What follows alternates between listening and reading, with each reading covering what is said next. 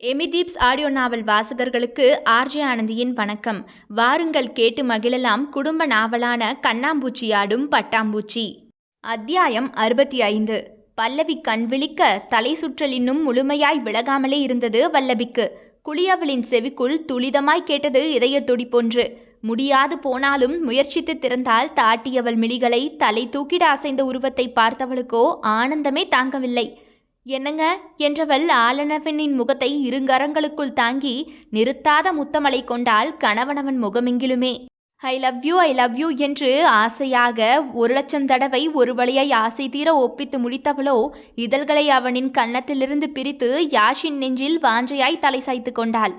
அப்பப்பா எத்தனை I love you, அப்படியே பறக்கிற மாதிரி இருக்கு பல்ஸ் என்றவன் நக்கலடிக்க பொஞ்சாதியோ முஷ்டிக்கரம் கொண்டு செல்லமாய் குத்தினாள் அவன் வயிற்றில். என்று பொய்வழி கொண்டவனோ, பின்னென்ன கேட்கும் போதெல்லாம் சொல்லாம இப்போ ஒட்டு மொத்தமாக சொன்னது மட்டும் இல்லாமல் ஏராளமான கிஸ்ஸெல்லாம் வேற கொடுத்துருக்கியே, இருக்காத பெண் எனக்கு ஜிவ்வுன்னு என்றவனின் சந்தோஷ குரலில் சொல்லி பொண்டாட்டியவளை இறுக்கமாய் அணைத்து கொள்ள, என்னங்க அப்பா என்றவளோ நடந்தவைகளை ஞாபகம் கொண்டு சொல்ல முயன்றாள்.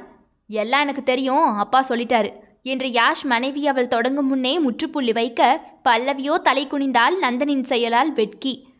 ஏய் பல்ஸ், இதெல்லாம் விடு, இப்போ நான் உனக்கு ஒரு ஹாப்பி நியூஸ் சொல்லவா என்றவனோ பீடிக்கையோடு துணைவி அவளின் வழக்கரத்தை இழுத்து தாரம் அவளின் அடிவயிற்றில் பதித்தான்.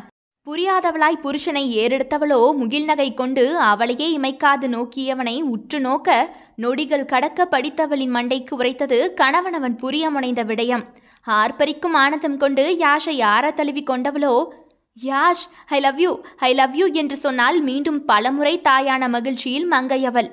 தேங்க்யூ பல்லவி என்றவனோ அவளின் நெற்றி முட்டி நாசி உரச, நான் உங்களுக்கு இன்றைய டேவை ஹிஸ்ட்ரி டேயாக ஆக்கலாம்னு பார்த்தா நீங்கள் நான் அம்மாவான விஷயத்த சொல்லி இந்த நாளை எனக்கு ஹிஸ்ட்ரி டே ஆக்கிட்டீங்க என்றவளோ கணவனின் கன்னங்களை பிடித்தாட்ட, அப்போ செலிப்ரேட் பண்ணிடலாமா மிஸ்ஸஸ் தியாஷ் என்றவனோ கிறக்கமான தொனியில் அவளை நெருங்கினான்.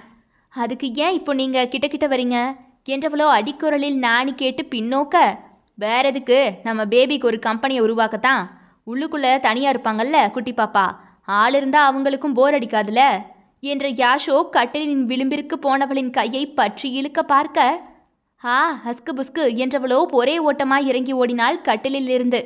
ஏய் பல்ஸ் பார்த்து என்றவனோ பின்தொடர்ந்து ஓட அடுக்களை போனவளோ கொள்ளு அந்தி கோஸ் செய்து கொண்டிருந்த லட்டொன்றை எடுத்து திணித்தாள் கணவனின் வாயில். வந்தோமா லட்டு சாப்பிட்டோமான்னு இருக்கணும், அப்பாவாயிட்டீங்க ஜிஎம் சார், பொறுப்பு முக்கியம் என்றவளோ யாஷின் சட்டை கலரை இரு கரங்களால் பற்றி கொண்டு செல்ல மிரட்டல் கொள்ள ஹட்டில் அதிபர்களோ தம்பதிகளின் அந்யோன்யத்தை மெச்சினர் கண்ணுபடாமல்.